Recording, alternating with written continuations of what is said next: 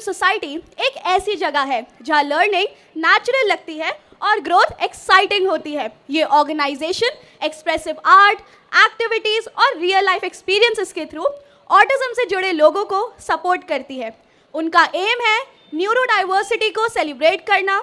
ये लोग residential programme और ई-कॉमर्स के थ्रू स्किल डेवलपमेंट भी करते हैं। कुछ कर जाने की लौ अगर तासीर में है, कुछ कर जाने की लौ अगर तासीर में है, फिर क्या फ़र्क पड़ता है, क्या हमारे तकदीर में है।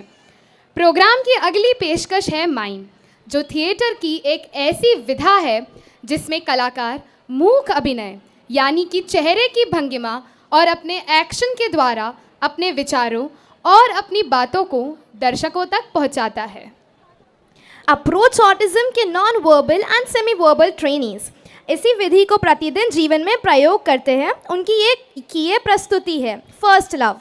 पहला प्यार तो अपने जीवन में सभी ने अनुभव किया है, पर हमारे स्टूडेंट्स किस पहले प्यार की बात कर रहे हैं वो चलिए देखते हैं। तो आइए देखते हैं माइम नाटक first love.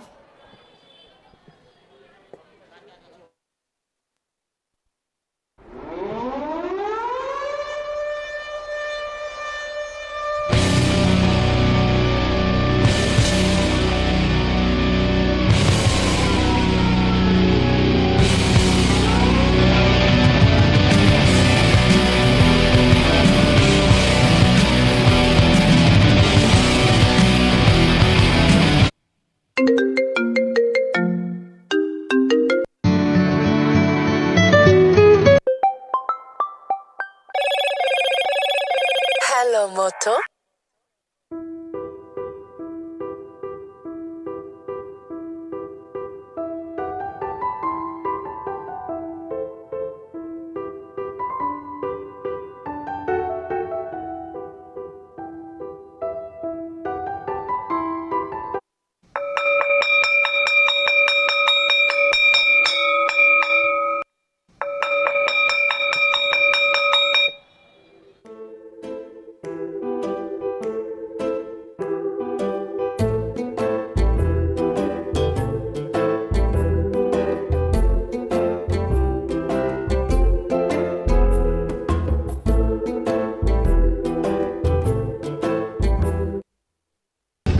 Tecnologia! Tecnologia! Tecnologia!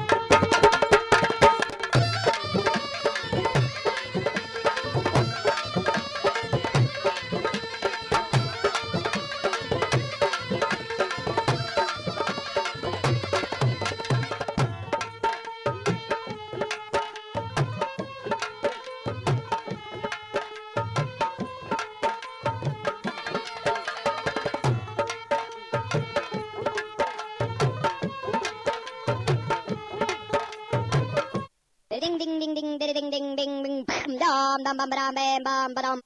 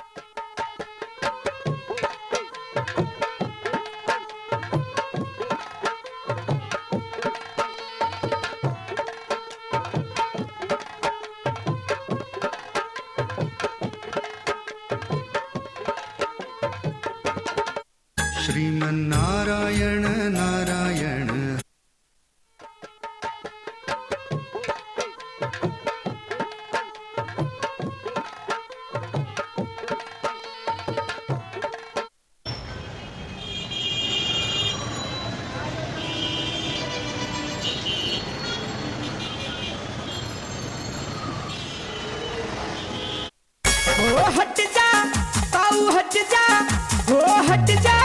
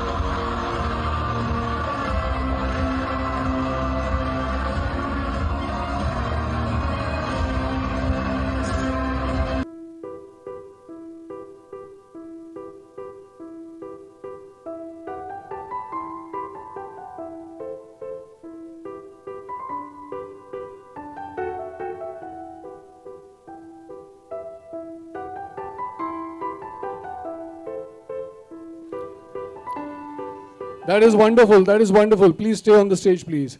Please stay on the stage. Please stay on the stage. There is, I hope you understood what is happening here. Mobile has become our first love now, right? We can't do without our mobiles. Whatever we are doing, however dangerous it is, and it has its consequences, right? I'd like to ask Mahmood sir, please come on the stage. You've been the soul behind this skit.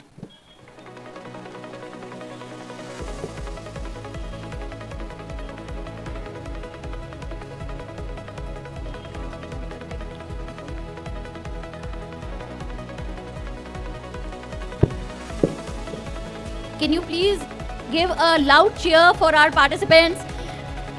Because look at them, they have painted faces. This is a typical feature of the mime. Mahmood sir here has worked very hard with these students.